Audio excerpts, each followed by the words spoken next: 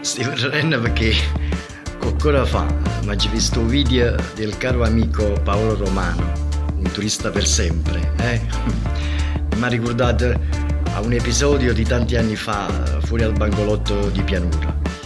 C'era un comico puro sangue, uno veramente originale, Baldassarre, al quale gli chiesi: «Ui Baldassarre, tu che sai tutti i significati dei numeri e la smorfia, a guaglione quando fa?